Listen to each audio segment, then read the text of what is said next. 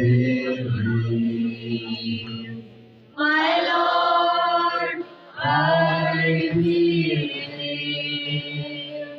My Lord, I believe. All things are possible. Only believe. Jesus is mine. Sweet Jesus is mine. All things are possible. Oh, I receive. My Lord, I receive. All things are possible. Only believe.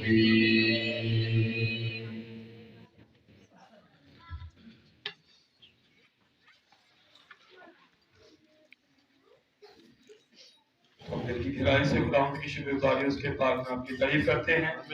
हमारा खुदा की तारीफ के लायक खुदा है। वो बहुत बड़ा अजीम खुदा है। शायद कुछ भाइयों के बाद पर जिस तरह गरीब ने अभी बीमारी दी, एक दफा अभी मुझे उस भाई का नाम नहीं याद कि वो सामान बांध रहे थे और ये जो बिजली की तार है ये पानी में गिरी थी और एक बच्चा पानी में था और वो बच्चा आ गया था। लेकिन उस भाई ने सोचा कि भाई ब्रैनम को बताते हैं, कॉल करते हैं ताकि दुआ की जाए। लेकिन फिर उसके ذहन में आया कि खुदावंद ने कहा जहाँ 2 या 3 पेड़ नाम से जमा होते हैं मैं वहां तो मौजूद होगा। लेकिन भाई ब्रैनम को बुलाया नहीं गया और वो वहां भाई इकट्ठे हुए, उन्हें दुआ की और बच्चा जिंदा हो गया था। अब वो खुदा का आज बच्चा गया। लेकिन वो भी प्रॉब्लम बनी थी। बेशक बेटी ने इस बात पर ईमान रखा, खादिम को या बाकी भाइयों को ये नहीं कहा कि आओ दुआ करें, लेकिन इस ईमान से कि हमारा खुदा जो है वो वादों में सच्चा है। जहाँ भी उसके लोग जमा होकर उसका नाम लेते हैं, दुआ करते हैं, खुदा उनकी दुआ को सुनता है। पर हम आएंगे फिर उसी तरफ जहाँ से हमने छोड़ा था। तो यूहन्ना अरब का मुकाशवा हेडलाइन है, आगे नीचे है कि यीशु मसीह का मुकाशवा जिसे खुदा की तरफ से दिया गया। तो दूसरा बाब है मुकाशवा किताब का, उसकी 7वीं आयत है। सुनो पढ़ देंगे। जिसके कान हो वो सुने के रूह कलीसियाओं से क्या फरमाता है। जो गालिब आए मैं उसे उस जिंदगी के दरख्त में से जो खुदा के फिरदौस में है फल खाने को दूंगा। आमीन। आइए से दुआ करें। खुदावंद तू कदूस है। ये खुदावंद किसी इंसान का मुकाशवा नहीं है, ये खुदावंद तेरा मुकाशवा है। खुदावंद तूने पर्दे को हटा दिया है ताकि लोग पूरी तस्वीर को देख सके। खुदावंद वो काम तेरे हजूर दुआ करते हैं खुदा कि जब हम तेरे खिलाफ आए बड़े हैं खुदावंद, तब तू आपने बातों का हमरा आशकारा कर खुदावंद, ताकि आज हम उस जिंदगी के दरख्त को देख सके खुदावंद कि वो है क्या। खुदावंद हमारी बड़ी मदद का रहनुमाई कर खुदावंद यीशु मसीह के नाम से आमीन। सभी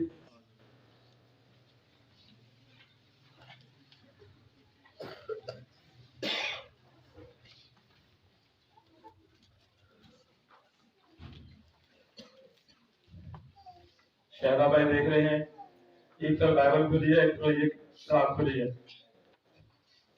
मुझे भाई बता रहे थे कि जब पिछली दफा भाई साजिद ने मैसेज दिया, एक ये बाइबल भी थी और किताब भी थी। भाई मुझे बता रहे थे कि मैं सोच रहा था एक तरफ बंद बाइबल है, एक तरफ खुली बाइबल है। तो इसी तरह ये बात सच है कि जो बात यहाँ पर लिखी है इसको यहाँ पर खोला गया है। ठीक है भाई, हमने पढ़ा है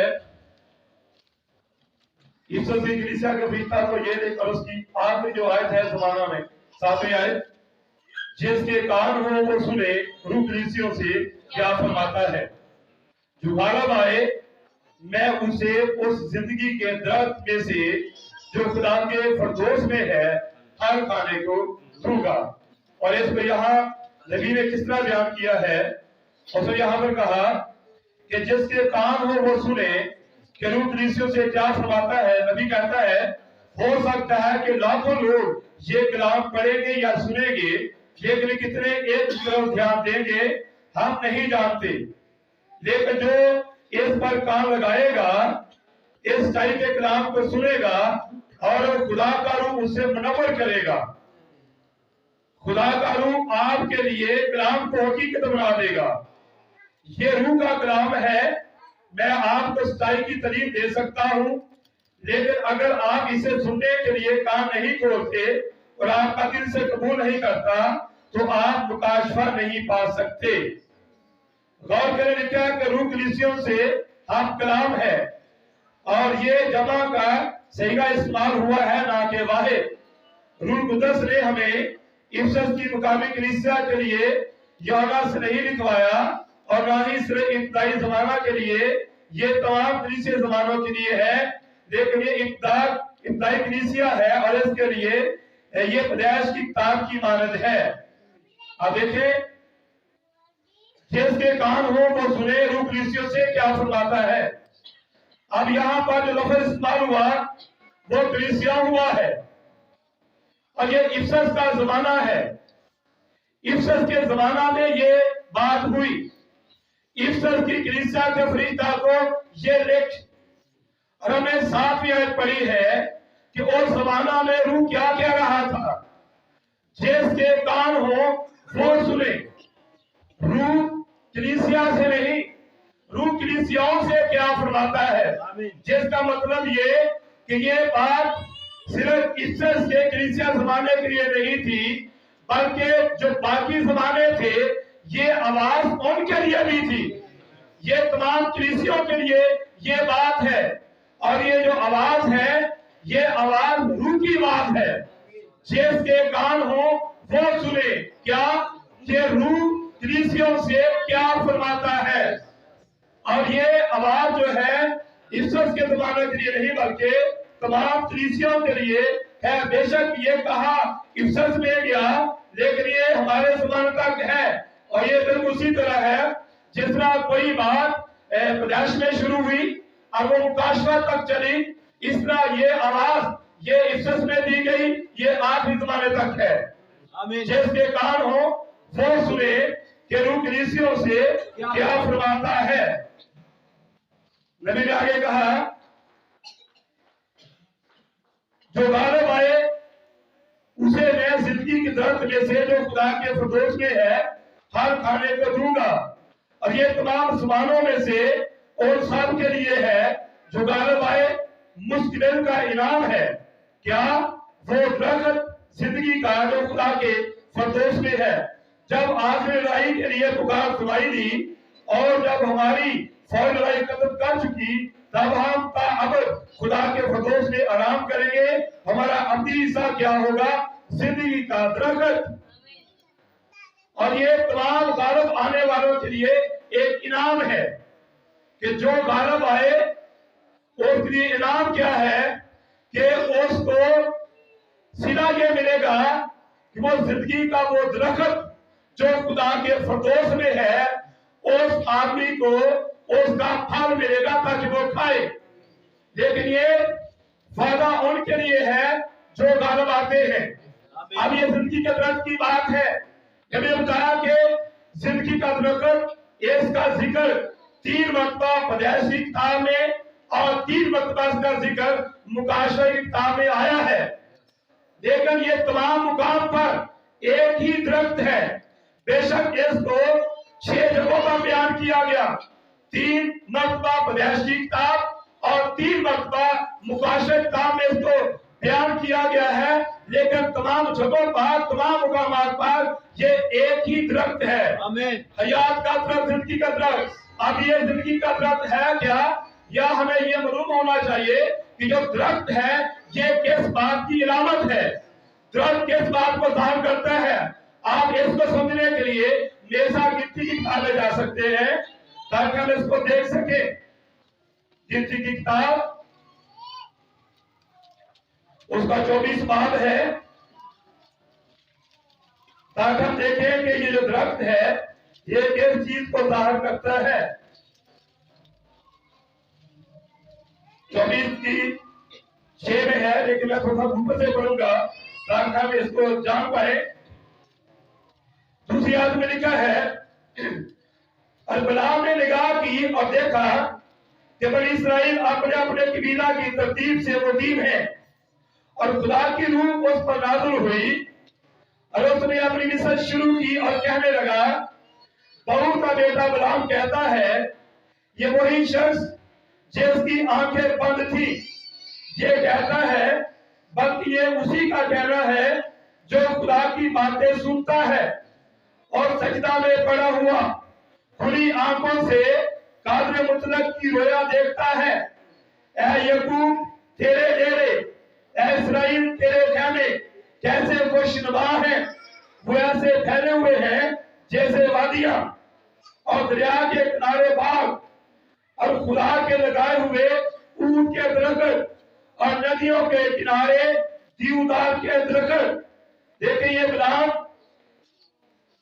लिखा है कि वो कादर मुतलक की रोया देख रहा है, लेकिन उसमें रोया में क्या देखा, यकूब के डेरों को और उसके खेमों को कि वो ऐसे फैले हुए जैसे वादियां और वो दरिया के किनारे बाग है। आगे उसने उनके लोगों को क्या कहा, और ये जो लोग हैं ये खुदा के लगाए हुए ऊंट के दरख्त हैं, ये नदियों के किनारे देवदार के दरख्त हैं। अब ये दरख्त ऐसे दरख्त नहीं जैसे बात सेब में सफेदे के दरख्त लगे हैं या आप खेतों में दरख्तों को देखते हैं। जब यहाँ पर दरख्तों की बात की है तो ये शख्सियतों की बात है, ये लोगों की बात है। तो यहाँ पर दरख्त लोगों को कहा जा रहा है, दरख्त शख्सों को कहा जा रहा है। क्या जब यूहन्ना इस्बागी कह रहा था कि पास तोबा के बाहर फल लो, जो दरख्त अच्छा फल नहीं लाता वो काटा और आग में डाला जाता है। और यहाँ पर जब वो दरख्तों की बात करता है तो यहाँ वो दरख्त ये दरख्त नहीं थे, वो ये दरख्तों की बात करके बंदों को ही समझाता है। यहाँ पर भी देखें, तोबा के मुताबिक फल लो, ये फल ये दरख्त मेरा नहीं, यहाँ मेरा नहीं है, ये इंसानों की बात है। ये दरख्त हर दरख्त अपनी नस्ल के मुताबिक अपनी किस्म के मुताबिक फल आते हैं। तो हमें भी तोबा के मुताबिक फल आना है। जो दरख्त अच्छा फल नहीं लाता ये आदमी है, वो काटा जाता है, आग में डाला जाता है। लोगों को कहा जा रहा है, मतलब कि दरख्त किस बात की नुमाइंदगी कर रहा है, लोगों की शख्सियतों की। हमें मालूम होना चाहिए कि ये जो दरख्त है किस बात की तशबीह है। हमने कलाम से पढ़ा कि गिनती की किताब में दरख्त लोगों को कहा गया है, इश्कास को कहा गया है। तो फिर यहाँ जिंदगी का जो दरख्त है ये कौन है? ज़बूर 1 में भी आया है कि ज़बूर 1 में भी है, जिंदगी का दरख्त लाजमी तौर पर एक शख्सियत है। जिंदगी का दरख्त कौन है? एक शख्सियत है। तो फिर यीशु मसीह के बारे में आपका क्या ख्याल है? ये भाइयां बहनें हैं, जब दरख्त एक शख्स को ज़ाहिर करता है तो यहाँ पर कहा गया कि जो गालिब आए मैं उसे जिंदगी को दरख्त में से खिलाऊंगा जो खुदा के फिरदौस में है। फिर खुदा के फिरदौस में जो जिंदगी का दरख्त है वो भी एक शख्सियत है, लेकिन वो जिंदगी का दरख्त है, वो भी एक शख्सियत है। बागे अदन में भी दो दरख्त थे, एक जिंदगी वाला यानी कि हयात का दरख्त था और एक नेकों और बद की पहचान का दरख्त था। वहां पर भी 2 दरख्त थे। लेकिन हम देखेंगे कलाम से कि ये जो खुदा के फिरदौस में दरख्त है या जो बागे अदन का दरख्त था, ये कौन सा दरख्त था? मिसाल निकाले आप, यूहन्ना की इंजील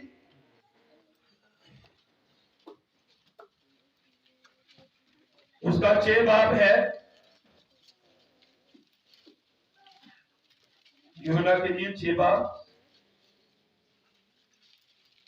जिंदगी का दरख्त हम इसको देखने के लिए जा रहे हैं। हयात का दरख्त जो गालिब आए मुझसे उस जिंदगी के दरख्त में से फल खाने को दूंगा जो खुदा के फिरदौस में है। हम देखा कि गिनती की किताब में दरख्त इश्कास को कहा गया अब दरख्त एक शख्सियत को जाहिर करता है। अब ये जिंदगी का दरख्त कौन है? अब हम इसको देखने के लिए यूहन्ना की इंजील का 6वां बाब उसकी 32 और 35 आयत पढ़ेंगे।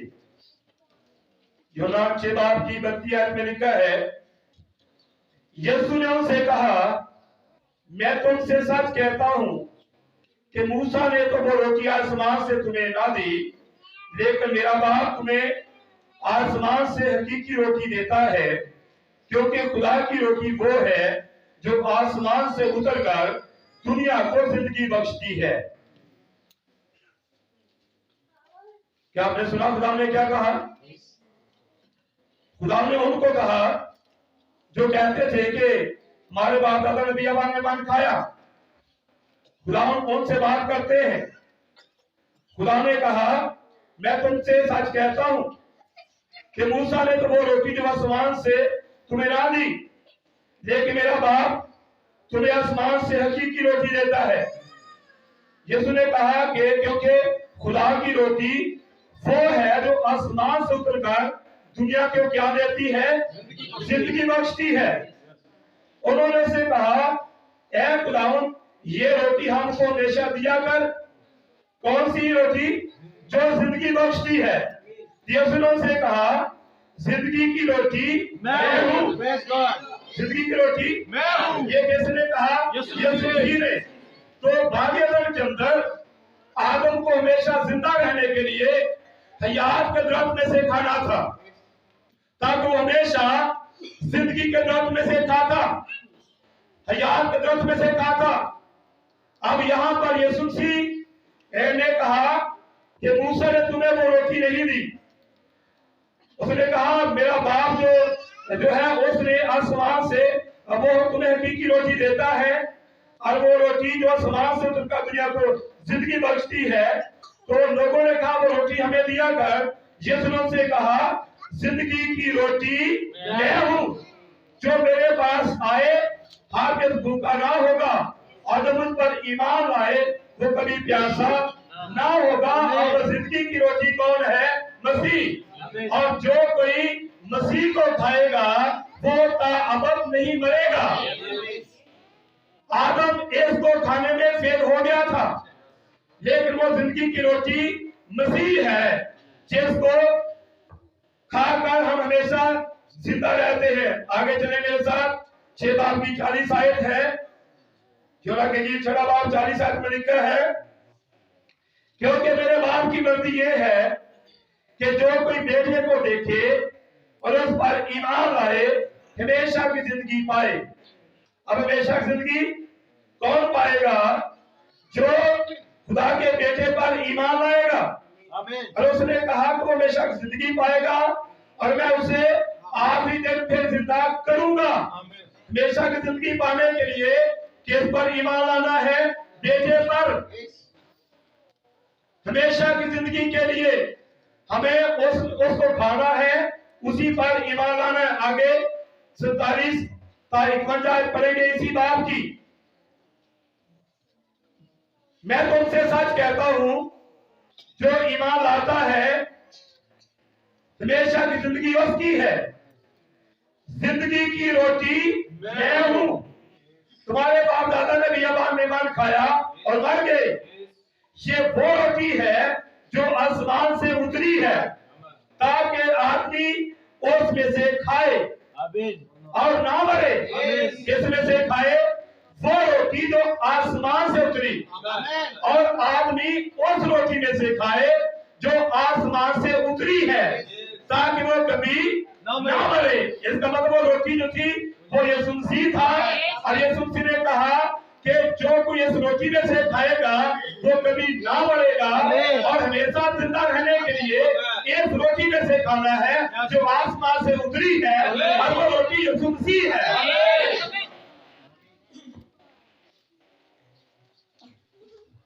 अगर लिखा है, मैं हूं वो जिंदगी की रोटी जो आसमान से उतरी।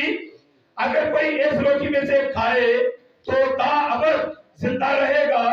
जो रोटी मैं जहान की जिंदगी के लिए दूंगा मेरा गोश्त है। क्या यीशु मसीह ने कहा नहीं, जो कि मेरा गोश्त खाता, मेरा खून पीता, उसमें हमेशा की जिंदगी है। अब उसका गोश्त खाना, उसका खून पीना, ये उसी को खाना है। तो जो कोई उसे खाएगा वो हमेशा जीता रहेगा। अब हमेशा जिंदा रहने के लिए किस में से खाना है? उस रोटी में से जो आसमान से उतरी, और जो आसमान से उतरी रोटी वो कौन है? मसीह। आदम को हमेशा जिंदा रहने के लिए हियात के रस में से खाना था, लेकिन वो नकाम हो गया। तो आप फिर हमेशा जिंदा रहने के लिए यीशु मसीह ने कहा मुझे खाओ। आप समझे कि जो बागे अदन के अंदर हयात का दरख्त था, तो हमने मुकाशा 2 की साथ हमने पढ़ा कि जो गारब आए नऊ से जिंदगी को दरख्त में से फल खाने के दूंगा जो खुदा के फिरदौस में है। तो खुदा के फिरदौस में जिंदगी का दरख्त है, तो वही दरख्त बागे अदन के अंदर भी वही था। और जब बागे अदन के अंदर आदम ने काम हुआ, आदम ने दूसरे दरख्त में से खाया, उसको बागे अदन से निकाल दिया गया, फिर वो खुदा से रफ़ाकत टूट गई। बाइबल में कहते हैं कि खुदा ने आदम को जिंदगी दी, उसने मौत में बदल दी, उसको रफ़ाकत दी, उसने रफ़ाकत को तोड़ दिया, उसको सेहतियाबी दी, बीमारी ने बदल दी। ये सारी चीजें जब उस पहले आदम ने को जिंदगी दी, मौत में बदला, रफ़ाकत दी, वो भी तोड़ दी। अब उसी रफ़ाकत को बहाल करने के लिए फिर खुदा बदल में आए और उसने कहा कोई मेरे बगैर बाप के पास नहीं आ सकता। अब फिर यहाँ पर कहता है कि जो कोई मुझे खाएगा वो हमेशा जीता रहेगा। आगे आप पढ़े 6 बाब की 56-58। जो मेरा गोश्त खाता, मेरा खून पीता है, वो मुझ में कायम रहता है और मैं उसमें। जिस तरह जिंदा बाप ने मुझे भेजा, मैं बाप के बाप से जिंदा हूँ, उसी तरह वो भी जो मुझे खाएगा मेरे बाप से जिंदा रहेगा। आमीन। लेकिन ये हमारा जो कोई मुझे खाएगा वो हमेशा जिंदा रहेगा। आगे चलते हैं, हमेशा निकाले यूहन्ना का पहला खत, उसका 5 बाब। यूहन्ना का पहला खत, उसका 5 बाब।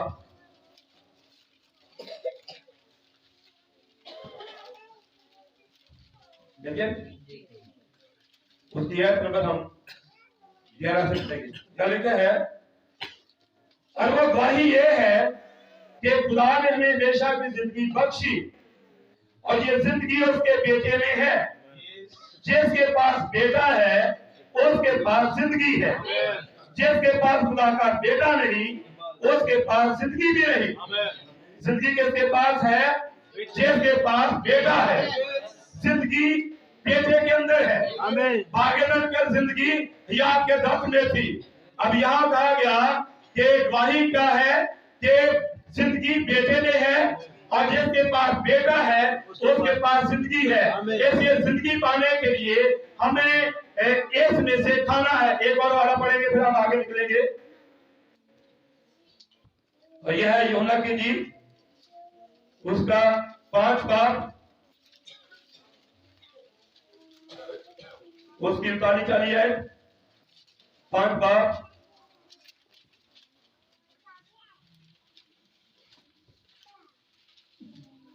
तो किताब मुकद्दस में ढूंढते हो क्योंकि समझते उसमें हमेशा की जिंदगी तुम्हें मिलती है और ये वो है जो मेरी गवाही देती है। फिर भी तुम जिंदगी पाने के लिए मेरे पास आना नहीं चाहते। जिंदगी पाने के लिए किसके पास आना है? मसीह के पास। आप मसीह जिंदगी है, राह होकर जिंदगी मैं हूं। हमें समझना है कि वो जिंदगी का दरख्त कौन है। बागे अदन के अंदर एक हियात का दरख्त था और हमने देखा कि दरख्त किसकी नुमाइंदगी करता है? दरख्त जो है वो एक शख्सियत को जाहिर करता है। तो अब यहाँ पर हमने कितने हवालों से देखा कि जिंदगी पाने के लिए मसीह के पास आना है। जिंदगी मसीह में है और जिंदगी खुदा के बेटे में है। जिसके पास बेटा है उसके पास जिंदगी है। अब जब जिंदगी बेटे के अंदर है और वो बेटा यीशु मसीह ही हयात का दरख्त है, और यह कोई इस तरह का दरख्त नहीं जो वहां शेर में लगा है, बल्कि हयात का दरख्त एक शख्सियत है। क्या है? एक शख्सियत। हमें इसका मतलब यह हुआ कि बाग अदन के अंदर जो हयात का दरख्त था वो एक शख्सियत था, वो यीशु मसीह था। कौन? हयात का दरख्त। तो वहां पर दो दरख्त थे। कितने थे? दो। मेरा निकाले पैदाइश की किताब, आखिरी आयत में पढ़ूंगा दूसरे बाब की, दूसरा बाब 8 आए। और खुदा ने मशरक की तरफ अदन में एक बाग लगाया और इंसान को जिसे उसने बनाया था वहां रखा। और खुदा ने हर दरख्त को जो देखने में खुशनुमा और खाने के लिए अच्छा था जमीन से उगाया, और बाग के बीच में हयात का दरख्त और नेकोबाद की पहचान का दरख्त भी लगाया। यह समझे यहाँ पर आपको फर्क देखना है। हर दरख्त जो देखने में खुशनुमा और खाने के लिए अच्छा था उसको खुदा ने जमीन से उगाया, लेकिन हयात का दरख्त नेकोबाद की पहचान का दरख्त जो है वो उगाया नहीं, बल्कि उसको लगाया गया है। ये जो दो दरख्त है, हयात का और नेकोबाद की पहचान का दरख्त है, ये उगे नहीं है, एक को लगाया गया है। तो वहां पर जो हयात का दरख्त था वो कौन था? पहले बताइए वो कौन है? हयात का दरख्त कौन था? अभी कितने हमारे तो हमने पढ़े हैं। उसने कहा कि जिंदगी पाने को मेरे पास नहीं आना चाहते। उसने कहा मैं आसमान से उतरी को रोटी हूँ, और जो जिंदगी देती है, जो तो मुझ में खाएगा और वो जिंदगी पाएगा। मेरे साथ जिंदा रहने के लिए मुझे खाओ। तो फिर ये जो दरख्त है जिसमें हमेशा की जिंदगी है, और ये मसीह है, ये जिंदगी का दरख्त है, ये हयात का दरख्त है। ये दरख्त एक शख्सियत है, और बाग अदन के अंदर हयात का दरख्त एक शख्सियत यीशु मसीह था। समझा लिया आपको बात? तो आप देखिए वहां दो दरख्त थे, एक मौत का था, एक जिंदगी का था। तो अगर वहां पर जिंदगी का दरख्त यीशु मसीह है, तो फिर मौत का दरख्त कौन है? वो भी एक शख्सियत है। इसके लिए आप ऐसा निकाले वाला हिजकिय्याह 28 बाब, हिजकिय्याह 28 बाब की आयत नंबर 13 यह लिखा है, तू अदन में बागे खुदा में रहा करता था, हर एक कीमती पत्थर तेरी कोशिश के लिए था, मसलन यकूते सुरख और पुखराज, एलमास, फिरोजा, सगे सुलेमानी, जबरदस्त और नीलम और जमोरत और गोरेश और चिराग सोने से तुझ में खातम साजी नगीनाबंदी 30 सनत तेरी पैदाइशी के रोज से जारी रही।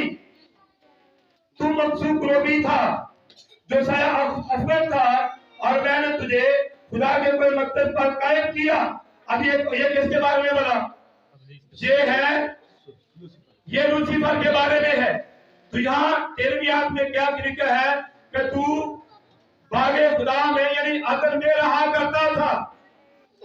हयात का दरख्त भी अदन में था, तो ये भी वहां था। तो जब यीशु मसीह वहां था, ये शैतान भी वहां था। वहां जो दो दरख्त है, एक यीशु मसीह है और दूसरा शैतान है। अब ये दो दरख्त हैं, ये दरख्त कोई इस तरह के दरख्त नहीं, ये दो शख्सियतें हैं। थोड़े जिंदगी का दरख्त कौन है? यीशु मसीह। देखिए हम पढ़ना पसंद करते हैं इनमें से, तो मैंने हवाले कुछ लिखे हैं ताकि हम और बेहतर तौर से जान सके।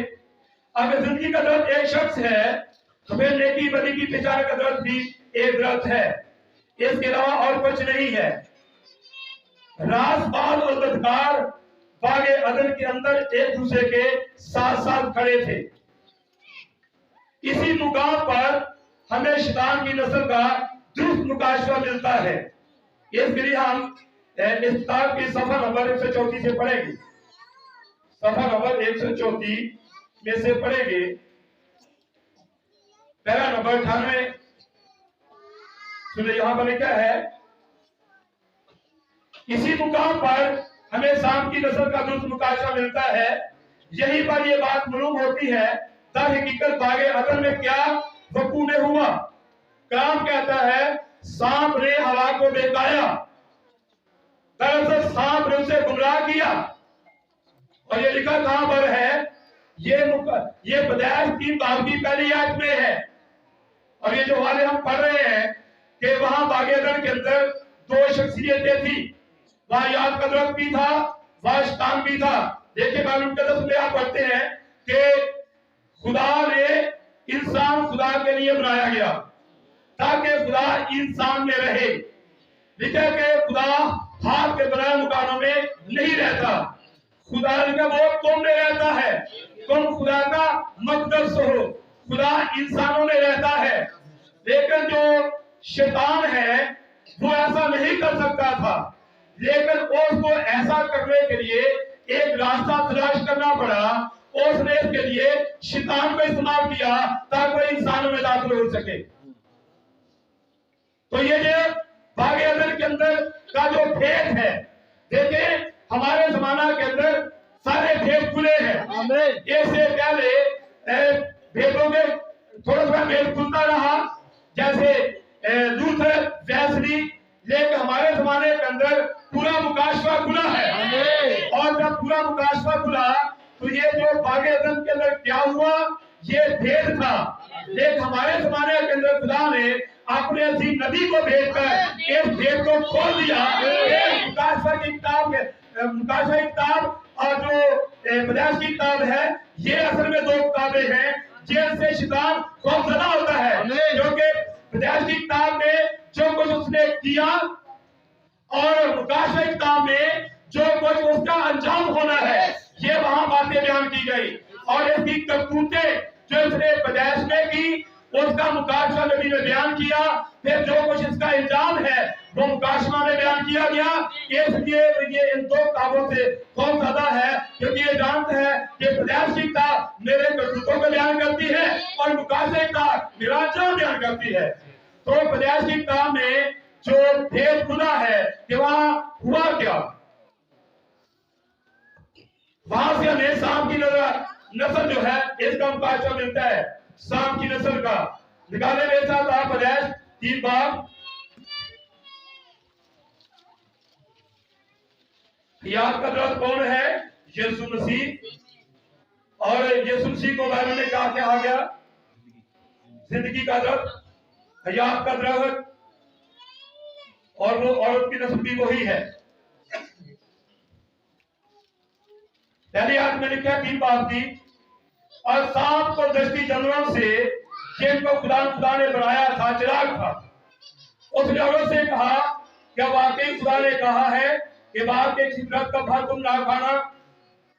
औरत ने सांप से कहा, बाग के दरख्तों का फल तुम खाते हैं, और जो दरख्त बाग के बीच में है उसके फल की बाबत खुदा ने कहा तुम ना उसे खाना ना छूना वरना मर जाओगे। तब सांप ने औरत से कहा, तुम हरगिज़ ना मरोगे, बल्कि खुदा जानता है जब तुम तुमसे खाओगे तुम्हारी आंखें खुल जाएंगी और तुम खुदा की मानद नेक बात के जाने वाले बन जाओगे। आपने जो देखा दरख्त खाने के लिए अच्छा और आंखों को खुशनुमा मालूम होता है, अक्ल बख्शने के लिए खूब है, तो उसके फल में से दिया और खाया और शौर को भी दिया, तो उसने खाया, तब दोनों की आंखें खुल गई और उनको मालूम हुआ कि वो नंगे हैं। ये सांप जो आप यहां पढ़ते हैं, यहां पर अभी ये सांप ऐसे वाला नहीं है। यहां पर ये जो सांप है, देखें, अगर आपके घरों में मुर्गियां हैं, कबूतर हैं, भेड़ें बकरियां हैं, गधा है, गाय बैल है, जानवर हैं, तो जब वो आपके शेर के अंदर वो बोलते हैं तो आपको उनकी समझ नहीं आती। मुर्गियां क्या बोलती है, गाय क्या बोलती है, गधा क्या बोलता है, वो जानवर है। लेकिन यहाँ ये जो दस्ती जानवरों में सांप था, जब ये हवा के पास आया तो जो ये कह रहा था हवा उसको समझ रही थी कि ये क्या कह रहा है। सांप ने उसे कहा, हवा से क्या कहा? उसने कहा नंबर 1 देखे, ये तमाम दृष्टि जनों में सबसे ज्यादा चिराग था। और शैतान हमेशा चिराग लोगों को लेता है, होशियार लोगों को लेता है अपने काम के लिए, ताकि खुदा के लोगों के खिलाफ वो कामयाब हो। शैतान चिराग लोगों को लेता है। खुदा के लोग सादा है, वो इतने वो रास्तबाज है, लेकिन यहाँ शैतान जो है उसने यहाँ सांप को इस्तेमाल किया, और ये चिराग था, और ये हवा के साथ बात करता कहता है क्या वाकई खुदा ने तुम्हें मना किया फल के बारे में? और उसने कहा सब फल खाते हैं, लेकिन एक के बारे में खुदा ने कहा है, जो ये कहता है वो भी सुनती है, समझती है, फिर जो वो कहती है ये भी उस बात पर यहाँ ये दलील दे सकता है, तमसील दे सकता है, ये समझाता है, और वो समझती है। इस तरह के ये जानवर है। और ये एक इंसान ही था, आदम के करीब करीब ये था। तो जो आदम के करीब तरीन था, उसी ने ही आदम को नुकसान पहुंचाया। और ये करीब तरीन था, इसने हवा के साथ बात की। और क्योंकि ये जानता था शैतान, क्योंकि सांप क्या था, ये तमाम धरती जानवरों में चिराग था, लेकिन शैतान एक रूह, और वो पहले ऊपर थी, फिर नीचे गिराया गया, ये भागे अंदर के अंदर था, और फिर वहां पर ये किसके अंदर दाखिल हुआ?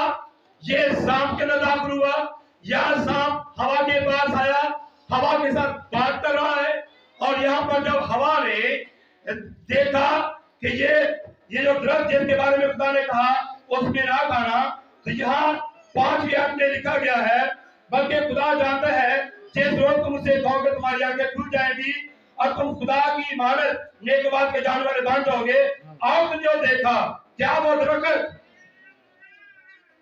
वो बड़ा अच्छा आंखों को खुशनुमा मालूम होता है, अपने बख्शने के लिए खूब था। तो यहाँ पर औरत ने उसके फल में से दिया और खाया, और शौहर को भी दिया और उसने भी खाया। तो तब क्या हुआ? उनकी आंखें खुल गई, और जब ये फल खाया तो इन्होंने महसूस किया हम नंगे हैं। ये फल से बहुत सारे लोग इत्तेफाक नहीं करते। कुछ कहते हैं ये सेब है, हम हर रोज हो सकता है सेब खाएं। कुछ कहते हैं ये गंदम का दाना है, लेकिन ये इस तरह नहीं है। और देखिए, जब हम सेब खाते हैं, सेब खाने से हमें अपने नंगेपन का एहसास नहीं होता। सेब खाने से हम नंगे नहीं होते, लेकिन अब इन्होंने ये हवा ने ये फल खाया, आदम ने खाया, तो इन्होंने महसूस किया हम नंगे हैं। यहाँ फल है, ये फल कहां से लिया?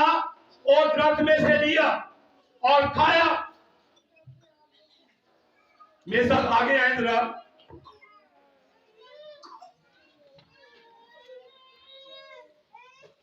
तेरहवीं आयत में, तब खुदावंद ने औरत से कहा तूने ये क्या किया? तूने, थोड़ा बात को समझने की कोशिश करें। वहां फल खाया, खुदा कहता है हवा को तूने ये क्या किया? अब वहां का खाया, आगे खुदा ने जब पूछा, उसने कहा तूने ये क्या किया? तो जब इस औरत से खुदा ने कहा तूने क्या किया, तो औरत ने कहा सांप ने मुझे दिखाया तो मैंने खाया। वो कहती है सांप ने मुझे दिखाया। भाई बहन ने बताया कि दिखाने का मतलब है अलूदा करना, गंदा करना। खुदा कहता तूने क्या किया? हवा ने कहा सांप ने मुझे दिखाया, मैंने खाया। यहां जब हवा दिखाई गई, इसको अलूदा किया गया, फिर खुदा ने कहा तूने ये क्या किया? समझा लिया आपको बात? यहां कुछ हुआ है, इसने कुछ किया है। जब फिर वो फल खाया, खुदा ने कहा तूने ये क्या किया? इसके बाद खुदा ने आगे क्या कहा? 14वीं आयत में खुदा ने सांप से कहा इसलिए कि तूने ये किया। आगे सांप से भी कहा तूने ये किया। क्या किया? जो हवा से कहा था तूने ये क्या किया? फिर शाम से कहा इसलिए कि तूने ये किया। फिर यहां आगे देख, तू सब छुपायो और दस्ती जनरों में मलाऊ ठहरा। किन में? छुपायो में, दस्ती जनरों में क्या ठहरा? मलाऊ ठहरा। तू अपने पेट के बल चलेगा। जो तालिब इल्म है वो भी जानते हैं, यस यस, ठीक है, कि चलेगा ये मुस्कुराहट की बात है। तो जब उसे कहा जा रहा था तू पेट के बल चलेगा, और तब ये चल रहा नहीं था, पेट के बल चल नहीं रहा था, बल्कि ये सीधा खड़े होने वाला एक आदमी था, ऐसा जो अपन जो सीधा खड़ा होता था, इस तरह का था। कौन? ये सांप। और शैतान जानता था कि इसका तुकम वो मिलाप के लिए दुरुस्त है, वो और के साथ मिलाप कर सकता है, उसका भी उसमें धोया जा सकता है, और इसके जरिए से मैं बच्चा हासिल कर सकता हूं। इसलिए शैतान ने सांप को लिया, इसके जरिए से इसने अपना बीज हवा के अंदर बोया, और खुदा ने कहा हवा को, तूने ये क्या किया? शैतान से कहा, तूने ये क्या किया? इसके बाद खुदा ने शैतान को कहा कि तू आप पेट के बाद चलेगा। बाइबल कहते हैं कि फौरन से इसका पूरा ढांचा बदल गया, ये रींगने वाला बन गया, रींगने वाला बन गया। लेकिन पहले ये रींगने वाला नहीं था, और ये भेदों में एक भेद है जो मैं दोबारा में खुला है, लोग इन भेदों से नवाकफ है। ये खुदा ने शैतान के सारे कार्य करतूतों पर पर्दा उठाया है, लोग जाने शैतान ने किया क्या।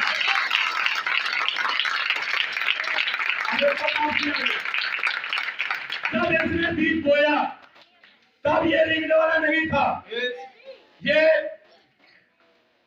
समझे इस बात को, जब बीज बोया तब ये रींगने वाला नहीं था, तब एक इंसान ही था ये। लेकिन जब बीज बोया गया, किस हाथ में बोया? जब एक इंसान ही था, और इसके बाद बीज बोया गया, एक बार ढांचा बदल दिया गया। लेकिन बीज बोया किस हाथ में? जब अभी रींगने वाला नहीं था। लेकिन इसके बाद हम आते हैं पैदाइश की किताब, उसका चौथा बाब लिखा, आदम अपनी हवा के पास गया और वो हामला हुई और उसके कैन पैदा हुआ। तब उसने कहा, मुझे खुदावंद से एक मर्द मिला। फिर कैन का भाई हाबिल पैदा हुआ। हाबिल भेड़ बकरियों का चरवाहा और कैन कुसान था। अब आगे आएंगे इसी बाब की 25 आयत में। और आदम फिर अपनी बीवी के पास गया, उसके एक और बेटा हुआ और उसका नाम सेत रखा। और वो कहने लगी, खुदा ने हाबिल के इवज जिसको कैन ने कत्ल किया, मुझे दूसरा फर्जंद बख्शा। पहला फर्जंद कौन था? हाबिल। दूसरा कौन है? सेत। अब यहाँ पर देखें, आदम अपनी बीवी के पास 2 दफा गया। कितने बच्चे पैदा हुए? 3। इन 3 में एक आदम का नहीं था। आदम का नहीं था। आदम के 2 थे। पहला कौन था? दूसरा कौन था? यह हवा क्या कहती है कि खुदा ने मुझे हाबिल के बाद ये दूसरा फर्जंद दिया। अब पहला हाबिल था, आदम का बेटा, दूसरा सेत उसका बेटा, लेकिन जो तीसरा था वो आदम का बेटा नहीं था। ये भेद है जो हमारे ज़माना में खुदा ने खोले। आप देखें, आप नस्लनामों को पढ़ लें, सांप की एक नस्ल है, लेकिन एक बार पढ़ के आगे जाना चाहता हूं। ये 3 बाब की 15 में लिखा है, यह खुदा कहता है, ये 14 में खुदा ने कहा शाम से कि पेट के बाद चलेगा, अपनी उम्र पर खाई चाटेगा। 15 में, और मैं तेरे और औरत के दरमियान और तेरी नस्ल और औरत की नस्ल के दरमियान क्या करूंगा? अदावत डालूंगा।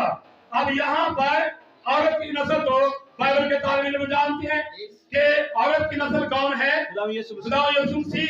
ये इसकी मुनादी भी करते हैं, भाई ये औरत की नस्ल की मुनादी करते हैं। देखिए फिर शाम की नस्ल कौन है? या 2 नस्लें हैं। खुदा ने कहा शाम को, मैं तेरे और औरत के दरमियान तेरी नस्ल और औरत की नस्ल के दरमियान अदावत डालूंगा। अब ये दो नस्लें हैं, औरत की नस्ल है तो सांप की नस्ल भी है, औरत की नस्ल यीशु मसीह है तो फिर सांप की भी नस्ल है। तो ये सांप किसकी नस्ल था? ये सांप कौन है? मेरे साथ बाद में आप इधर आएंगे, मेरे साथ आप निकाले। ये दो नस्लों में हम पढ़े नस्ल, आप पहले मेरे साथ निकाले लूका की इंजील। लूका की इंजील है,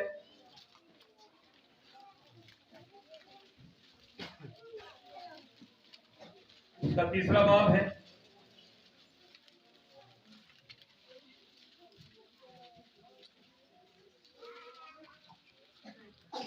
उसकी 35-38 तक हम पढ़ेंगे।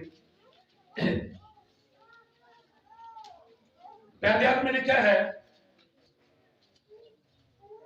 और वो सरूज का और वो रहू का, वो फिरज का, वो इबल का, वो सिल्ला का, और वो किनान का, वो अरफक्सद का, और वो सेम का, और वो नू का, वो लमक का, वो मतोसरा का, वो हनूक का, और वो यारद का, और वो महरल का, और वो किनान का।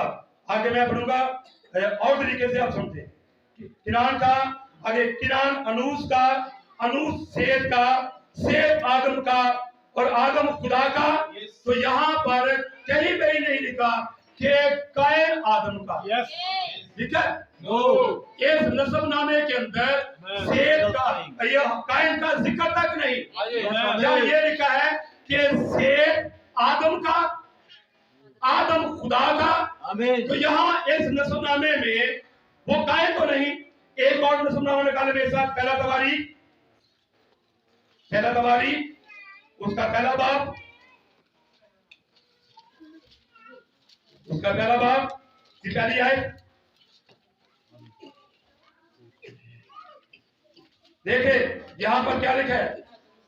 आदम से सेत, सेत से अनूस, अनूस से किनान, किनान से महलल, महलल से यारद, यारद से हनूक, हनूक से मतोसला, मतोसला से लमक, लमक से नूह, नूह से सेम, हाम और याफत। तो क्या यहाँ पर उसका जिक्र है?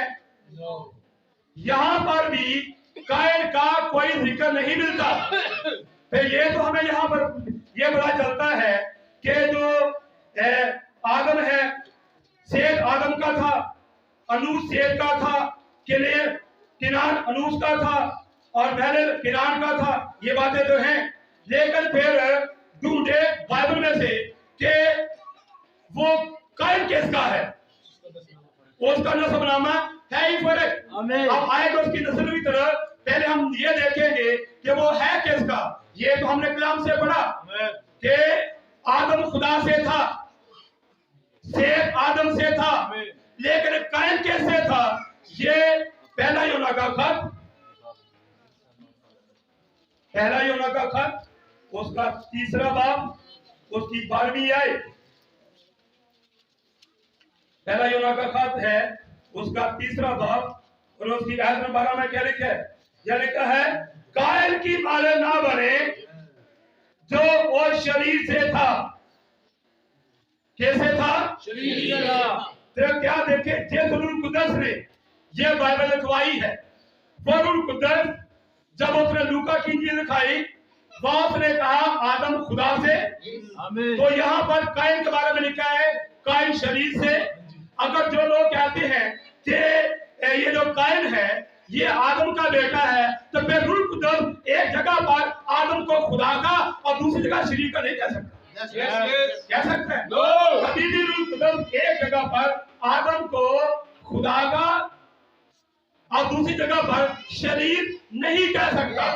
वो रूह को वो जानता उसने, इसलिए यहाँ पर उसने बिल्कुल फर्क को साबित किया है कि आदम खुदा से था, सेत आदम से था, कायन जो है ये आदम से नहीं था। कायन कहां से था? या रूह कुदस जब यूहन्ना के अंदर आया तो यूहन्ना ने के अंदर होकर रूह कुदस ने कहा कायन की मानन ना बने जो शरीर से था। क्या आपको बात की समझ आई? अब ये रूह कुदस जो है उसने यहाँ पर कायन को शरीर का बेटा कहा, शरीर का। तो ये जो साम की नस्ल है, कायन जो है, ये किसका बेटा? ये शरीर का, ये साम का बेटा है।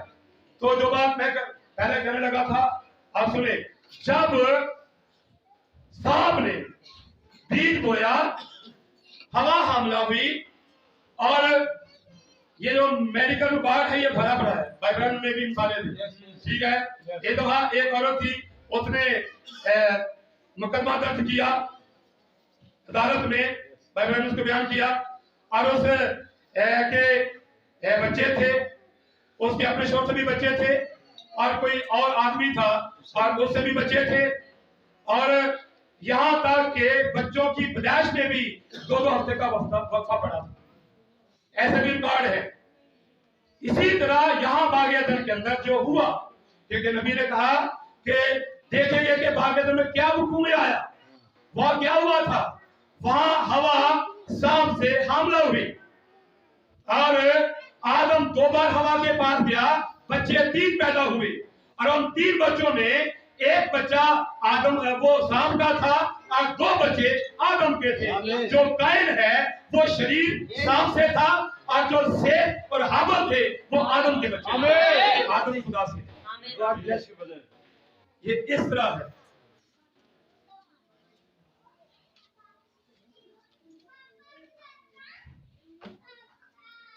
आप देखें, एक और बात आप उम्मीद है आपको बरकत देगा। देखिए, जो पैदाइश 4 बाब है, यहां पर 16वीं आयत में लिखा है, ये जो साम का बेटा है, सो कायन खुदा के दूर से निकल गया, अदन के मशरक की तरफ नून के इलाका में जा बसा, और कायन अपनी बीवी के पास गया, और वो हामला हुई, उसके हनूक पैदा हुआ। क्या पैदा हुआ? हनूक। हनूक कैसे पैदा हुआ? कायन से। कायन कैसे पैदा हुआ? शरीर से। शादी से बताएं, शरीर से। और वो किसका हुक्म था? साम का। आप देखिए, मैं पहले भी कह रहा था कि जब साम ने बीज बोया तब वो रेंगने वाला नहीं था, तब वो एक इंसान पीता ही था, लेकिन जब बीज बोया गया वो रेंगने वाला नहीं था। उसने एक ऐसी हाथ में बीज बोया जब वो इंसान की तरह था, इसके बाद वो रेंगने वाला बन गया। एक जो बीज बोया गया था वो एक इंसानी हाथ में बोया गया, इसके बाद जब वो बीज पैदा हुआ तो वो उस हाथ में पैदा हुआ जिस हाथ में सांप पहले था। समझा लिया? जिस हाथ में वो पहले था। तो फिर वहां लिखा कि कायन खुदा की दूर से निकल गया, वो लूत के इलाका में जा बसा, वो अपनी बीवी के पास गया, और वो हामला हुई, उससे कौन पैदा हुआ? हनूक। लोग कहते हैं कि आदम से हाबल से पैदा हुए। अब इसने बीवी कहां से ले ली? अब इसने बीवी कहां से ली? किसने? इस कायन ने बीवी कहां से ली? देखिए, पैदाइश की किताब के 4 बाब में 5 बाब में लिखा है, और आदम का नस्लनामा ये है, जिस दिन खुदा ने आदम को पैदा किया, उसे अपनी शरीर पर बनाया, नर नारी उनको पैदा किया, उनको बरकत दी, जिस दिन वो खलक हुए उनका नाम आदम रखा। तीसरी आयत कहती है, आदम 130 वर्ष का था जब उसकी सूरत और शबीह का एक बेटा उसके यहाँ पैदा हुआ, उसने उसका नाम सेत रखा। सेत की पैदाइश के बाद आदम 800 बरस जीता रहा, और से बेटे और बेटियां पैदा हुई, बेटियां पैदा हुई।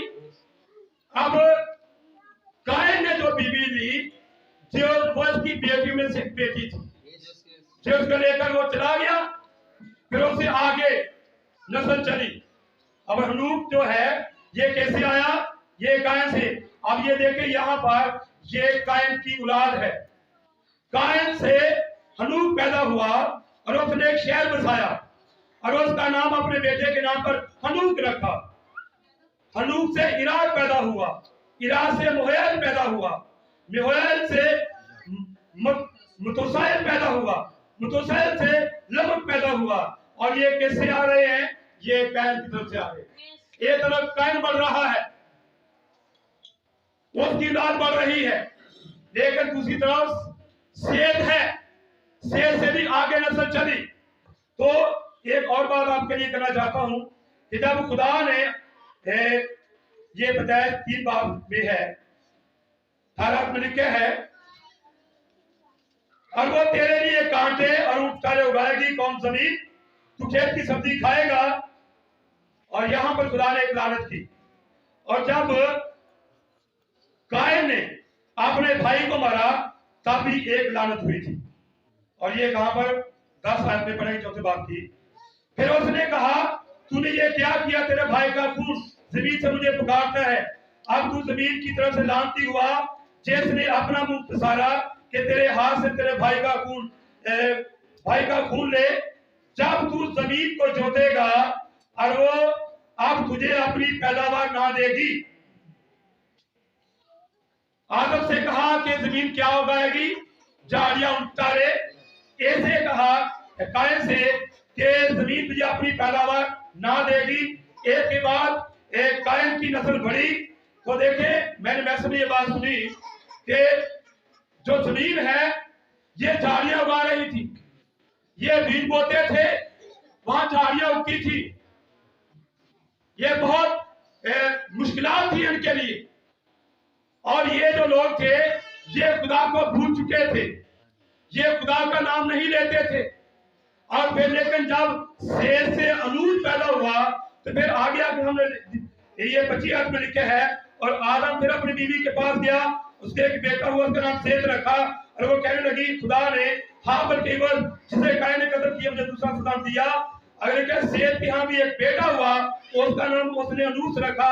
उस वक्त से लोग यहोवा का नाम लेकर दुआ करने लगे।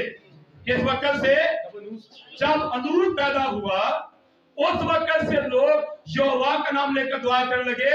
ये से पहले लोग यहोवा को भूल चुके थे, वो उसका नाम नहीं लेते थे। इसलिए जमीन क्या करी, वो झाड़ियां उगा रही थी, जमीन अपना फल नहीं दे रही थी। लेकिन जब अनूस पैदा हुआ, फिर लोगों ने यहोवा का नाम लेकर दुआ करना शुरू की, और फिर खुदा ने बहाली दी। ये है। और ये जो लमक है, हम कहते कि एक दफा जब कायन ने कहा था खुदावंद को कि ये सजा मेरी बर्दाश्त से बाहर है, कहा था ना, तो वहां कायन ने क्या कहा था, कायन को फिर खुदा ने क्या कहा,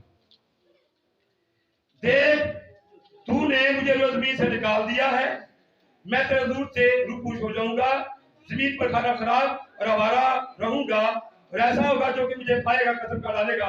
तब खुदा ने उससे कहा, नहीं, बल्कि कायन को कत्ल करे जो उससे 7 गुना बदला लिया जाएगा। तो ये कायन जो है इसको कत्ल किसने किया, कायन को किसने कत्ल किया? जो मैसेज सुनते हैं बच्चों को पता होगा, कायन को, ये जो कायन है, ये जो कायन यहां शाम से पैदा हुआ, ये इसको लमक ने कत्ल किया। ये आगे आकर देखें, चौथे बाब की 19 में लिखा है, और लमक 2 औरतें ब्याह लाया, एक का नाम ईदा, दूसरी का नाम जिल्ला था। और ईदा के याबिल पैदा हुआ, और वो उनका बाप था जो खेमों में रहते थे, जानवर पालते हैं। और उसके भाई का नाम यूबल था, वो बीन और बांसुरी बजाने वालों का बाप था। जिला के भी तुबल कायन पैदा हुआ, जो पीतल लोहे के साथ तेज हथियारों का बनाने वाला था। नमक तुबल कायन की बहन थी, और लमक ने अपनी बीवियों से कहा, ऐ ईदा और जिल्ला, मेरी बातें सुनो। ऐ लमक की बीवियों, मेरे सुगुन पर कान लगाओ। मैंने एक मर्द को जिसने मुझे जख्मी किया मार डाला, और एक जवान को जिसने मेरे चोट लगाई कत्ल कर डाला। अगर कायन का बदला 7 गुना लिया जाएगा, तो लमक का 7 और 7 गुना, ये 70 और 7 गुना, 70 और 7 77 बनते हैं। यानी कि जब कायन को कत्ल करने वाला 7 गुना का बदला लिया जाएगा, तो लमक को मारने वाले से 77 गुना। तो मैंने वैसे जो बात सुनी वो ये है कि एक दिन ये लमक है, लमक से तुबल कायन इसका बेटा था और इसकी बुनाई नहीं थी। और ये भी एक दिन एक झाड़ियों में एक जंगली किस्म का आदमी था, इनको पता नहीं चला कि वो कौन है, लेकिन तुबल-कैन ने कहा नमक से कि वो झाड़ियों में कोई दरिंदा है। तो उसने अपना तीर खींचा, तुबल-कैन ने कहा इसे मार दो। जब उसको मारा गया उसके बाद थे जब ये लमक और किनान की बेटी आपस में मिले तो तब जबाल कहार पैदा हुए। यहां से ये मिक्स हुए, यहां से ये लोग मिक्स हुए। और आपको बता जो बड़े पैदाइश 6 बार, तो जब जमीन पर आदमी बढ़ने लगे तो जमीन पर बदी इतनी फैल गई थी और खुदा ने नूह से कहा कि मैं दुनिया को तबाह कर दूंगा तो तू अपने लिए कश्ती बना। तो यहाँ पर ये दुनिया जिसमें ये नस्लें मिक्स हो गई, यहाँ तक के लोगों ने जानवरों को भी आपस में मिलाया, उनकी भी नस्लों को तब्दील किया। तो जब ये चीजें और दौर में चल रही थी तब खुदा ने नूह से कहा, नूह दुनिया का खात्मा आ पहुंचा, अब तू अपने लिए कश्ती बना। अब उसने कश्ती बनाई और वो वहां पर अंदर आए तो फैमिली एक दिन बाकी सारी दुनिया मर गई। तो देखें एक और बात, तो फिर ये जो गुनाह है, ये जो सांप की नस्ल है, ये आगे कैसे बढ़ी? ये जो सांप की नस्ल है ये आगे कैसे बढ़ी? गुनाह कैसे बढ़ गया, दुनिया को खत्म किया? कुछ लोग कहते हैं कि जो कैन की नस्ल है ये जब नूह का तूफान आया था ये वहां पर खत्म हो गई, लेकिन नबी ने ऐसे नहीं कहा था। अब ये गुनाह कश्ती में से आगे कैसे गया? मेरे पास तो किताबें हैं नबी की, मैंने ये साथ रखी है ताकि हम देखेंगे कि कैसे कैसे आगे गया। सबसे पहले ये बात करेंगे कि जब लिखा कि खुदा के बेटों ने आदमी की बेटियों को देखा, तो कुछ लोग कहते हैं खुदा के बेटे फरिश्ते हैं, लेकिन हमारे जमाने के नबी ने इसके बारे में क्या कहा है? ये बुक है उसकी आमद के निशान की सूरत बत्ती। इसने नबी ने क्या कहा कि वो क्या थे, खुदा के बेटे क्या हैं, आदमी की बेटी क्या है। ये सफा नंबर 17 और पैरा नंबर 60 है। सफा नंबर 17 यहाँ पर लिखा है, जहां तक खुदा के बेटों का तलक है, ये इसके मतलब बहुत लोगों का ख्याल है कि वो फरिश्ते हैं। क्या लोग ऐसे नहीं कहते कि खुदा के बेटे? लोगों का ख्याल क्या है कि वो फरिश्ते हैं जो गिराए गए थे, लेकिन ये दिखाने के लिए ये बिल्कुल गलत बात है।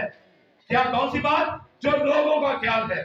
मैं सिर्फ ये कहूंगा कि बाइबल किसी जगह पर भी ये नहीं बताती कि फरिश्ता औरत, नर या मादा होते हैं।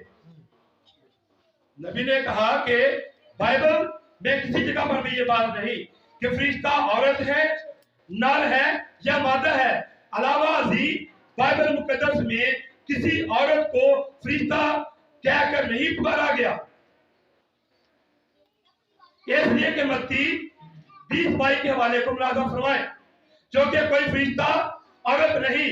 यही वजह है कि मनाद औरतों का जिक्र किया गया, जबकि फरिश्ते का मतलब है पैगंबर। तब आप देख सकते हैं कि वक्त ने हमें लाख ऐसे मुकाम पर खड़ा कर दिया है। अब यहाँ मैंने कुछ तवारीखी निकात लिख रखे हैं जिन पर थोड़ी देर के बाद कुछ कहूंगा।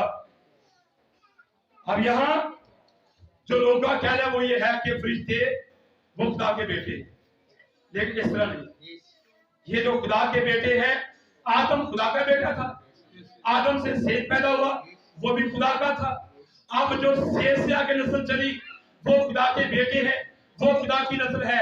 लेकिन जो आदमी की बेटियां हैं वो कायन की औलाद है। कायन की औलाद ये आदमी की बेटियां हैं, और जो खुदा के बेटे हैं ये सेत की नस्ल है। इसलिए आदमी की बेटियां क्या थी? खूबसूरत। जब यहां से हम नादी सुनते हैं, बहने मेकअप ना करें, बहने जेवरात ना पहने, बहने ये चीजें ना लगाएं, क्योंकि ये चीजें जो साइंस ने इजाद की हैं ये आपके उनको बढ़ाती हैं। इसलिए जो आदमी की बेटियां हैं उस जमाना के अंदर वे तमाम चीजों को यूज कर रही थी और आदम की बेटियां खूबसूरत थी, वो आदमी की बेटियों की खूबसूरती थी, वो खुदा के बेटों के लिए गिरावट का बायस बनी। इसलिए इंसान की बेटियां खूबसूरत होती है लेकिन खुदा की बेटियां सादा होती है। वो अपने आप को कलाम से सवारती है, वो अपने आप को, उनका श्रृंगार खुदा का कलाम है। इसलिए लिखा है तुम्हारा श्रृंगार जारी ना हो। और हमारा श्रृंगार क्या है? रासबाजी के काम। हमारा जीवन, हमारी जिंदगी, हमारा मजाज, हमारा उठना बैठना जब ये खूबसूरत है तो ये चीज खुदा को पसंद है। एक रोजमाना के अंदर आदमी की बेटियां खूबसूरत थी लेकिन वो खुदा के बेटों के लिए गिरावट का बायस बनी थी। इसलिए जो आदमी की बेटी है, बेटियां ये सारी नस्ल किसकी है? ये कायम की नस्ल है। और जो खुदा के बेटे हैं ये सेत की औलाद है। अब उस तूफान में हुआ, तूफान में तमाम दुनिया खत्म हुई, आज जाने कश्ती के अंदर थी जो बची। अब कश्ती के अंदर वो गुनाह कैसे गया? फिर अगली साल जमीन में उसने किस तरह धरती को, जमीन को गंदा की। इसके लिए नबी ने यहां बातें बयान की। ये बात, ये बुक है मेरे पास, आसमानी दुलार जमीन दुल्हन के नुस्बिल का घर। और यहां पर ये इसका सफर नंबर 31 है। यहां देखेंगे कि किस तरह गुनाह आगे जाता है। नबी कहता है कि नूह बकिया की मुकम्मल तमसील था। याद रखिए जब नूह कश्ती में आया तो हाम उसके साथ ही था। आमीन। गौर से सुने, गुनाह कश्ती में कैसे आया, एक कश्ती से बाहर कैसे गया। यहां नबी हाम को कोट कर रहा है, हाम का जिक्र कर कि जब नूह कश्ती से बाहर आया हाम उसके साथ ही था। गुनाह अभी तक वहां मौजूद था। गुनाह यानी बेइज्जती कश्ती के अंदर मौजूद रही और अदालत तक पहुंची। लेकिन नूह कश्ती से ऊपर उठाया गया और खुदा की दुनिया में चला गया। लेकिन नूह उस दौर में से गुजरा और बाहर आया तो गुनाह वहां मौजूद था, गुनाह वहां मौजूद था। अब गुनाह कश्ती के अंदर, फिर उससे बाहर आया तो नबी किसका जिक्र करता है? वो हाम का जिक्र करता है, क्योंकि हाम जो है वो कश्ती के अंदर था। फिर वो नूह के साथ बाहर भी आया। कौन? हाम। अब हाम का जिक्र किया गया है। एक और वाला पढ़ेंगे। अब यहां पर तो नबी ने हाम का जिक्र किया, लेकिन एक और किताब है साम की नस्ल। क्या है? साम की नस्ल। और इस में से हम देखेंगे सफा नंबर इसका 36 है। आप परेशान तो नहीं हो रहे? नो सर, क्योंकि हम स्थान को नंगा कर रहे हैं। आमीन। स्थान को नंगा कर रहे हैं, तो जिसको नंगा किया जाता है उसको बड़ी तकलीफ होती है। ये तो आपको परेशान होना की जरूरत नहीं, शैतान परेशान हो रहा है। आप मुझे यहाँ नंगा कर रहे हैं, मेरी करतूतें बता रहे हैं, मैं कहां से गुजरा, कहां से निकला, ये उसको हम नंगा कर रहे हैं। लेकिन ये नंगा वो मुकाशवा कर रहा है जो जमाने में आया था। वहां पर लिखा कि हाम कश्ती में था, वो नूह के साथ बाहर आया। और यहाँ ये सफर नंबर 36 और पैरा नंबर 198 में लिखा है, नबी कहता है किस तरह वहां साम की नस्ल पहुंची। साम की नस्ल कश्ती में कैसे पहुंची? बिल्कुल इसी तरह पहुंची जिस तरह उसने इब्तिदा में औरत के वसीला से किया, यानी और उनकी बीवियों के जरिया से पहुंची। उन्होंने शैतान की नस्ल को कश्ती के जरिया से बाहर पहुंचाया, जैसे हवा ने शैतान के बीज को उठाया ताकि औरत के जरिया से कैन को जन्म दे। अब क्या माने? हाँ तो सिर्फ की मनोगे। एक जगह पर तो नबी ने कहा हम, यहां पर लिखा है बीवियों। जो नबी है इसकी बातों को समझो। केसरा, ये बातें मुकम्मल तौर पर पूरी होती है। नबी ने यहाँ कहा कि जिस तरह हवा ने सांप के बीज को लिया, आगे क्या पैदा किया? कायन पैदा किया। और वो कायन जो है वो शैतान की नस्ल थी, लेकिन वो सांप की नस्ल, शैतान की नस्ल हवा में से आगे गई। अब यहाँ जब दुनिया को खत्म किया गया तो यहाँ शैतान की नस्ल वो केसरा, हाम में और बीविया में होकर आगे आई, ताकि वो जमीन को फिर से आलूदा करे। इसलिए आप ऐसा निकाल सकते हैं एक हवाला। ये हवाला है प्रेस की किताब, उसका 9 बाब।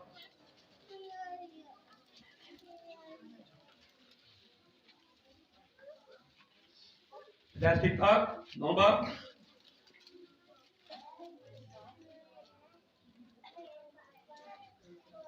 यहां पर लिखा है, इसकी 18वीं आयत हम देखेंगे। नूह के बेटे जो कश्ती से निकले सेम, हाम और याफत थे, और हाम कनान का बाप था। हाम जो है ये किसका बाप था? ये कनान का बाप था। यही तीनों नूह के बेटे थे। कौन? सेम, हाम और याफत। और इन्हीं की नस्ल सारी दुनिया पर फैली। आगे आए तो आगे लिखा है, नूह काश्तकारी करने लगा और उसने एक बाग लगाया अंगूर का, और उसने मैं भी उसे नशाया, अपने डेरे में बरहन्ना हो गया। और कनान के बाप हाम ने अपने बाप को बरहन्ना देखा और अपने दोनों भाइयों को बाहर आकर खबर दी। तब सेम और याफत ने एक कपड़ा लिया और उसे अपने कंधों पर धरा और पीछे की तरफ चलकर गए और अपने बाप की बरहंगी ढांकी। सो उनके मुंह उल्टी तरफ थे और उन्होंने अपने बाप की बरहंगी ना देखी। जब नूह अपनी मां के नशा से होश में आया तो जो उसके छोटे बेटे ने उसके साथ किया उसे मालूम हुआ, और उसने कहा कनान मलाउन हो। कनान मलाउन हो। अब यहाँ पर भी एक भेद है। क्या है? एक भेद है। आप देखें, जब आदम कहाँ था? जब आदम ने अपने आप को नंगा देखा वो कहाँ था? वो भी बाग में था। बाग में था। तो जब यहाँ पर इसने अपने आप को देखा, ये कहाँ था? ये भी बाग में था। ठीक है, अब ये भी बाग में, वो भी बाग में है। और जो यहाँ पर भेद है, आप कहेंगे यहाँ तो लिखा नहीं, दुल्हन देखती है, लेकिन अगर आपकी आंखों को सुरमा लगा ना,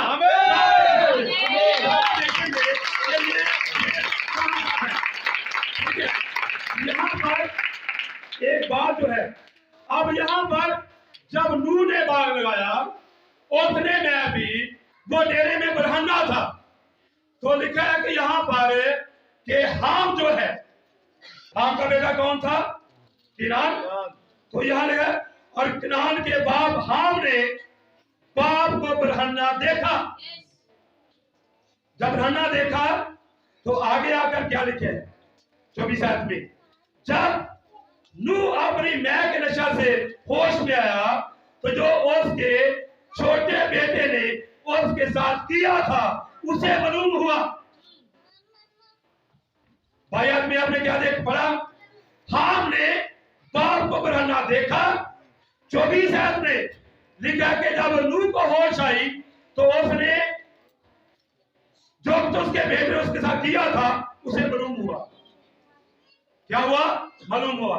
यहाँ पर जब उसने उसके साथ जो किया, इसके बाद उसने अपने भाइयों को बताया, तो भाई अपने बाप का जो बदन को नंगा इसने देखा था, उन भाइयों ने उसका बाप का नंगापन नहीं देखा।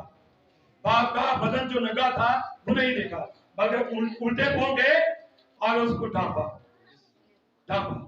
लेकिन इसने जो हाम था, इसने अपने बाप का बदन वो नंगा देखा फिर आगे आगे लिखा है कि जब नूह होश में आया तो उसको पता चला कि हमने क्या किया है। होश में, अब देखें, अब नूह तो बेहोश था, मदहोश था। अब जो कुछ उसने किया करके आ गया। अब ऐसे तो पता ही नहीं था कि वो आया कब, उसने किया क्या। लेकिन जब होश में आया कौन, नूह, अब उसका होश में आना क्या है, ये उसकी अंबियाना आंख है। वो नबी था, ये उसकी अंबियाना आंख है। जब वो होश में आया तो उसके नबूवत की रूह से पता चला कि हम आया था और उसने मेरे बदन के साथ क्या किया है। अब बोले कि एक दिन यीशु मसीह ज़ाहिर हुए थे पलूस पर, सौन पर। जब वो ज़ाहिर हुए तो यीशु ने कहा, पलूस ने कहा कि या खुदावन तू कौन है। उसने कहा मैं यीशु हूँ जिसे तू सताता है, मैं यीशु जिसे तू सताता है। इस बात को याद रख, अपने दिल में रखना, मैं यीशु हूँ जिसे तू सताता है। अब यहाँ पर भी जो भेद है कि यहाँ पर हमने अपने बाप के बदन को नंगा देखा, उसको नंगा देखा तो देखें उसने कुछ किया है। अब देखें हम भी मरद था, वो भी मरद था, और ये एक कैसे थे। लेकिन जो भेद है उसमें देखेंगे कि नूह का बदन जिसको नंगा देखा वो है क्या। आप ऐसा निकालें, आप एक बार 18 बाब, एक बार 18 बाब निकालें। जो परेशानी स्थान को हो रही है ना वो बहुत, एक बार 18 बाब।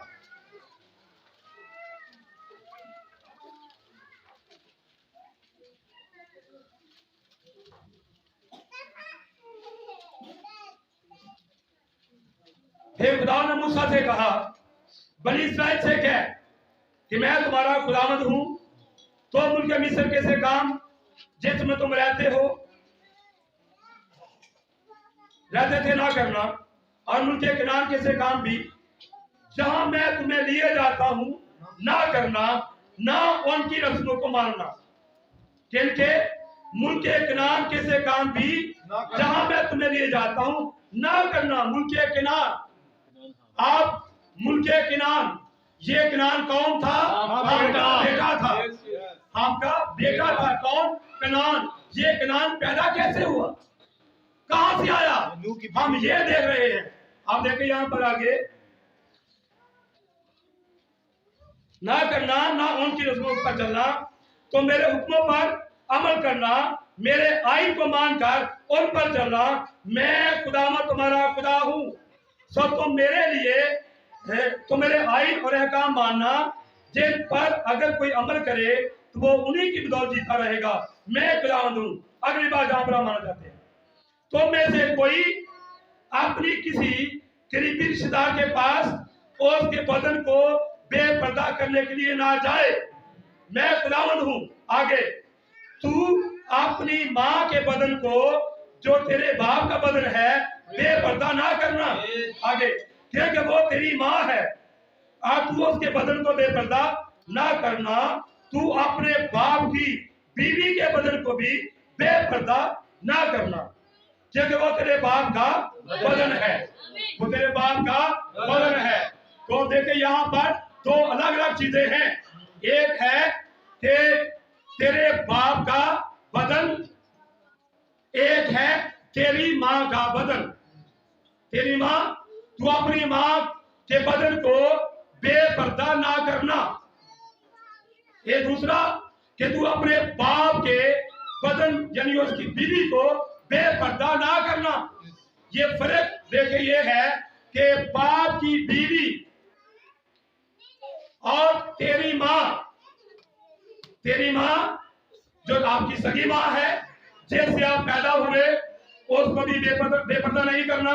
दूसरा, तूने अपने बाप की बीवी को भी बेपर्दा नहीं करना, या बाप की बीवी और तेरी माँ दो अलग होते हैं। एक औरत है यानी कि वो तेरी माँ, जैसे तू पैदा हुआ उसे भी बेपर्दा नहीं करना।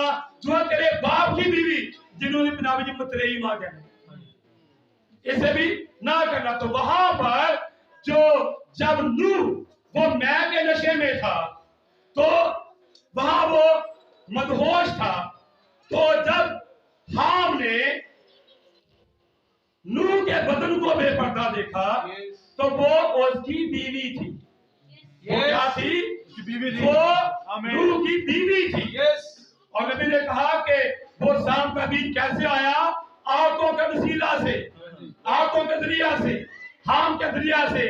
क्योंकि हाम के अंदर अब जैसा बाग अदन के अंदर शैतान ने शाम को इस्तेमाल किया, इसका यहाँ पर भी जो शैतान है वो हाम को इस्तेमाल कर रहा है। और हाम कश्ती में था, ठीक है। इसके बाद जब यहाँ पर अंगूरों का बाग लगाया, उसने न्याय भी और उसने वो मदहोश हुआ। यहाँ अकेला नूह ही नहीं था, बल्कि उसकी बीवी भी थी। जब वहां पर तंबू में थे, तो इसने एक तरफ से बीच में से झूठी में से देख लिया, और वहां पर इसने जाकर बीज बोया। कहां पर? नूह की बीवी में। ये भेद है। अगर हम सही तौर से बयान न करें, हम भी मुजरम होंगे। आपको सही पता होना चाहिए। आप भाई की कह रहे थे, ये बेशक जैसी बातें हैं, ये मुकाशरा है शैतान की एक एक करतूत को आप जाने कि उसने कहा क्या किया, कहा क्या किया था।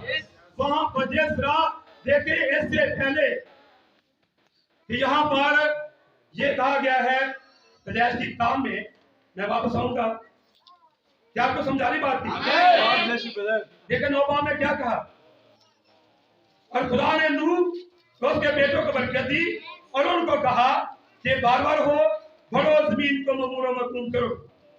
ये कहा ना, यहाँ नूह को भी कहा, उसके बेटों को भी कहा, ठीक है। अब यहाँ पर जब बीज बोया गया, किसमें? नूह की बीवी में। तो ये भी पता होना चाहिए कि ये जो बीवी है ये इसकी दूसरी बीवी थी। इसकी वो बीवी नूह की जिसमें सिर्फ हाम और याफत पैदा हुए, वो कहीं मर गई थी। इसके बाद ये जो थी, ये कौन थी? इसका नाम नमा था। ये तुबल कायम की बहन थी जो नूह की बीवी बनी। लेकिन इससे पहले कि ये बीवी बने, ये नमा जो थी, ये इसकी बीवी की नुकरानी थी, लौड़ी थी, काम करने वाली थी। तकरीबन यहाँ तक ये किसकी, यानी कि जो नूह की बीवी थी, ये उसकी नुकरानी थी। तो वो बीवी मर गई और फिर ये नुकरानी उसकी बीवी बनी नूह की।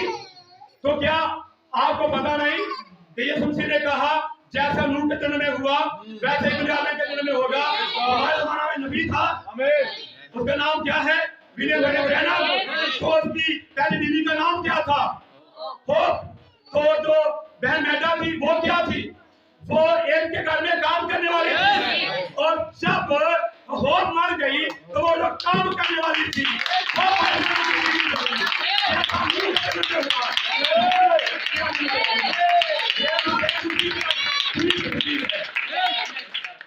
आपको बात तो देसरा मैडा बाजवान के घर में काम करती थी, वो फौत हो गई, ये बाजवान की बीवी बनी।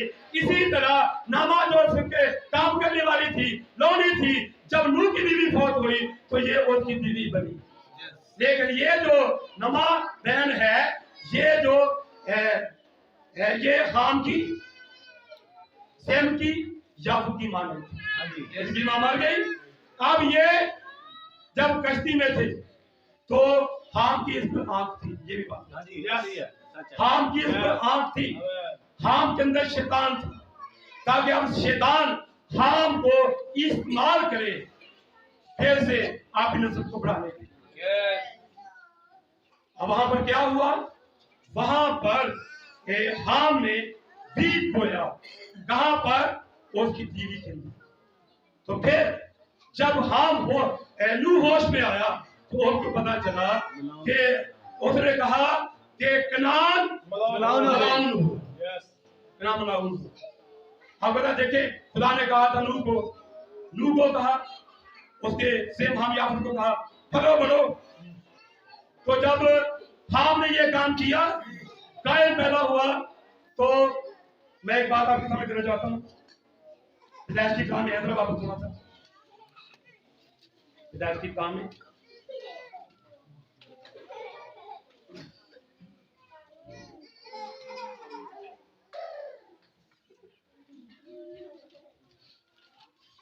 ये मिल गया पांच। आप सुनिए,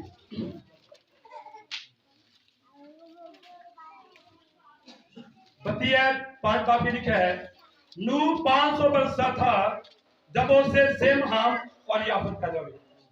कितने एक साल का था? 500 वर्ष का। 500 साल का था नू जब उससे सेम हाम और याफत पैदा हुई। जब तूफान आया तब ये कितने साल का था? 7 बाप निकाले, छड़िया। और नू 600 वर्ष का था जब पानी का तूफान जमीन पर आया। जब वो बच्चे पैदा हुए, सीमा में याफत कितने साल का था? 500 साल का। इसका मतलब जब तूफान आया तो उस वक्त इसकी उम्र कितने साल थी? 600 साल। आप आगे आए,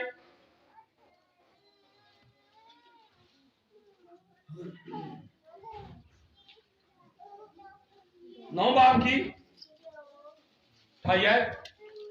और तूफान के बाद नू 350 वर्ष और जीता रहा, और नू की कुल उम्र 900 वर्ष की हुई तब उसने वफात पाई। कितनी उम्र नू की?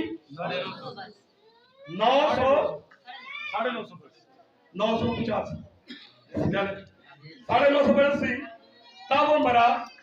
अब जब उसकी 500 उम्र थी, 3 बच्चे पैदा हुए। एक के बाद पानी का तूफान आया और 600 साल में इसकी वो पहली बीवी फौत हो गई।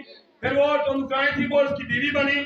फिर ये कश्ती के अंदर आए, कश्ती में आ गए, और इसके बाद जब वो कश्ती से बाहर आए, नौ बाप ने कहा, खुदा ने नूह और उसके बेटों को बरकत दी और उनको कहा कि फलो बढ़ो, जमीन को ममूर करो। लेकिन इसकी 950 साल कुल उम्र है। जब पानी के तूफान के बाद इसने 350 साल गुजारे तो यहाँ कोई भी बच्चा सिर्फ पैदा नहीं किया। कोई बच्चा नूह का पैदा नहीं हुआ, क्योंकि जब इसको मालूम हुआ कि हाम ने मेरे साथ क्या किया, इसके बाद इसने कोई बच्चा पैदा किया ही नहीं। किसने? नूह ने। लेकिन एक बात देखिए, हाम जो है, हाम कश्ती के अंदर था। मैं खत्म कर रहा हूं। हाम कश्ती के अंदर था। हाम की नजर वो नूह की बीवी पर थी, और इसके बाद देखिए ये कितनी एक गंदी बात है, उसकी नजर उस पर थी। और फिर इसके बाद इसने उसकी बीवी को गंदा किया। मैसेज के अंदर ये मैं सुन रहा था, मैसेज वहां पर एक भाई ने बड़ी प्यारी आगे बात कहा, देखे ये कलीसिया है, कलीसिया पास्टर के बच्चे हैं, फैमिली है, रूहानी बहनों में वो एक बीवी भी है। एक वहां ये बयान किया, अगर कोई शख्स कलीसिया में से ही बैठकर और पास्टर की बीवी के ज़हन खराब करे, आपका ज़हन भी एक कोठे है। अगर आपके ज़हनों में कोई शख्स आपके को गलत बीज बोए, गलत बात उड़ेले, आपको बर्दाश्त करे, तो वो बिल्कुल हाम ही का काम है। किसका काम है? हाम का काम है। तो ये हाम जो था, ये कश्ती के अंदर था, ठीक है। तो फिर शैतान ने इस कड़ी को इस्तेमाल किया, फिर इसके जरिया से इसने लूकस बीवी को उल्टा किया। उससे कौन पैदा हुआ? कायन पैदा हुआ। तो कायन क्या देख, ये उनके ज्ञान जो है ये उसी का है, ठीक है। इसलिए कायन पर लानत की गई है। बस मैं खत्म कर रहा हूं।